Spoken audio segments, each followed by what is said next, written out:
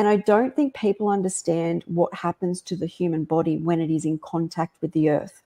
If you even do like an MRI scan, or I think it's emission positron scans as well, which give a feedback of inflammation and different levels of wavelengths in the body, so reading inflammation.